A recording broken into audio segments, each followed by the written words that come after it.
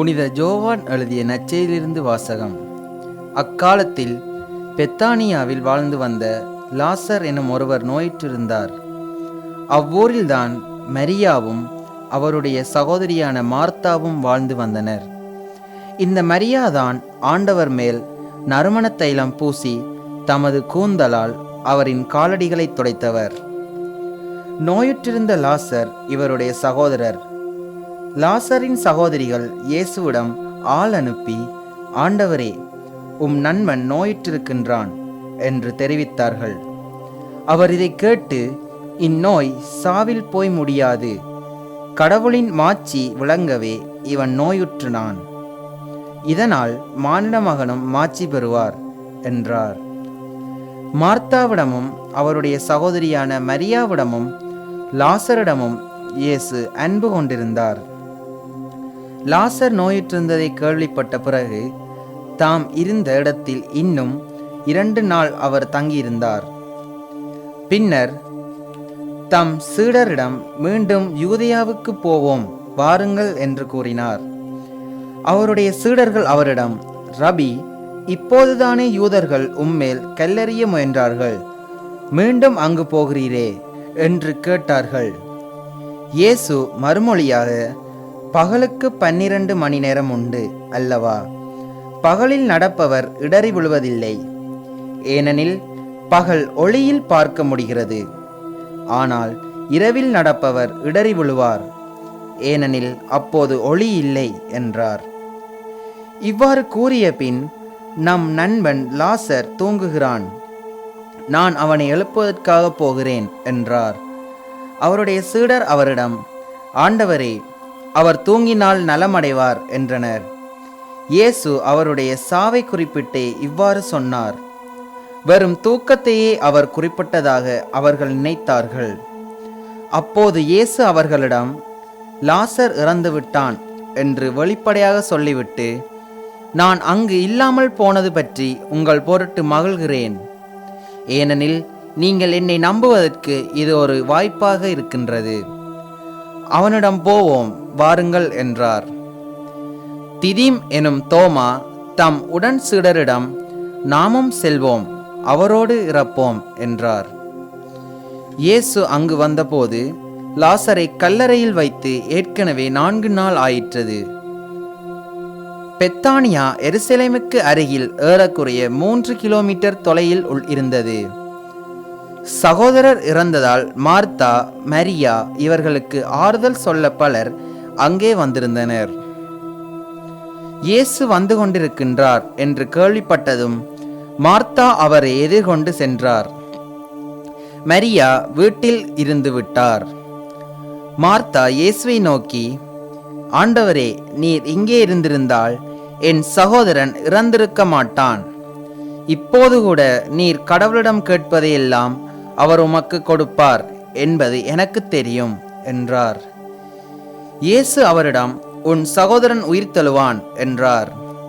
Martha அவரிடம், இறுதி நாள் உயிர்த்தெழுதலின் போது அவனும் உயிர்த்தெழுவான் என்பது எனக்கு தெரியும் என்றார். இயேசு அவரிடம், உயிர்த்தெழுதலும் வாழ்வும் நானே. என்னிடம் நம்பிக்கை கொள்பவர் இறப்பினும் வாழ்வார். உயிரோடு இருக்கும் போது என்னிடம் நம்பிக்கை கொள்ளும் எவரும் என்றுமே சாக மாட்டார். இதை நீ நம்புகிறாயா என்று கேட்டார். மார்த்தா அவரிடம், ஆம் ஆண்டவரே, நீரே மெசியா, நீரே இறைமகன், நீரே உலகிற்கு வரவிருந்தவர் என நம்புகிறேன் என்றார். இவ்வாறு சொன்ன பின் மார்த்தா தம் சகோதரியான மரியாவை கூப்பிட்டுச் சென்றார். அவரிடம், போதகர் வந்துவிட்டார், உன்னை அழைக்கிறார் என்று காதோடு காதாய் சொன்னார். இதை கேட்டதும் மரியா விரைந்தெழுந்து இயேசுவிடம் சென்றார். இயேசு அதுவரையிலும் ஊருக்குள் வரவில்லை. மார்த்தா தம்மை சந்தித்த இடத்திலேயே இன்னும் இருந்தார். வீட்டில் மரியாவுக்கு ஆறுதல் சொல்லிக் கொண்டிருந்த யூதர்கள் அவர் விரைந்து எழுந்து வெளியே செல்வதைக் கண்டு, அவர் அழுவதற்காக கல்லறைக்கு போகின்றார் என்று எண்ணி அவர் பின்னே சென்றார்கள். இயேசு இருந்த இடத்திற்கு மரியா வந்து அவரை கண்டதும் அவர் காலில் விழுந்து, ஆண்டவரே, நீர் இங்கே இருந்திருந்தால் என் சகோதரன் இறந்திருக்க மாட்டான் என்றார். மரியா அழுவதையும் அவரோடு வந்த யூதர்கள் அழுவதையும் கண்டபோது இயேசு உள்ளம் குமுறி கலங்கி, அவனை எங்கே வைத்திருக்கிறீர்கள் என்று கேட்டார். அவர்கள் அவரிடம், ஆண்டவரே, வந்து பாரும் என்றார்கள். அப்போது இயேசு கண்ணீர் விட்டு அழுதார். அதை கண்ட யூதர்கள், பாருங்கள், லாசர் மேல் இவருக்கு எத்துணை அன்பு என்று பேசிக்கொண்டார்கள். ஆனால் அவர்களுள் சிலர், பார்வையற்றவருக்கு பார்வையளித்த இவரை சாகாமல் இருக்க செய்ய இயலவில்லையா என்று கேட்டனர். இயேசு மீண்டும் உள்ளம் குமுறியவராய் கல்லறைக்கு அருகில் சென்றார். அது ஒரு குகை. அதை ஒரு கல் மூடியிருந்தது. கல்லை அகற்றி விடுங்கள் என்றார் இயேசு. இறந்து போனவரின் சகோதரியான மார்த்தா அவரிடம், ஆண்டவரே, 4 நாள் ஆயிற்று, நாற்றம் அடிக்குமே என்றார். இயேசு அவரிடம், நீ நம்பினால் கடவுளின் மாட்சியை காண்பாய் என நான் உன்னிடம் கூறவில்லையா என்று கேட்டார். அப்போது அவர்கள் கல்லை அகற்றினார்கள். இயேசு அண்ணாந்து பார்த்து, தந்தையே, நீர் என் வேண்டுதலுக்கு செவிசாய்த்ததற்காக உமக்கு நன்றி கூறுகின்றேன். நீர் எப்போதும் என் வேண்டுதலுக்கு செவிசாய்க்கின்றீர் என்பது எனக்கு தெரியும்.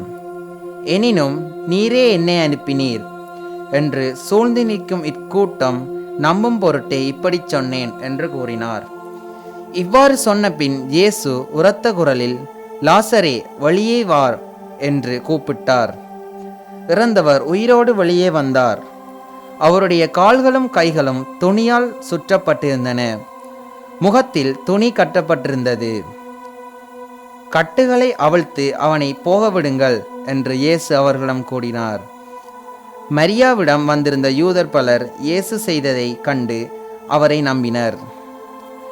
கிறிஸ்து வழங்கும் நற்செய்தி. கிறிஸ்துவே உமக்கு புகழ்.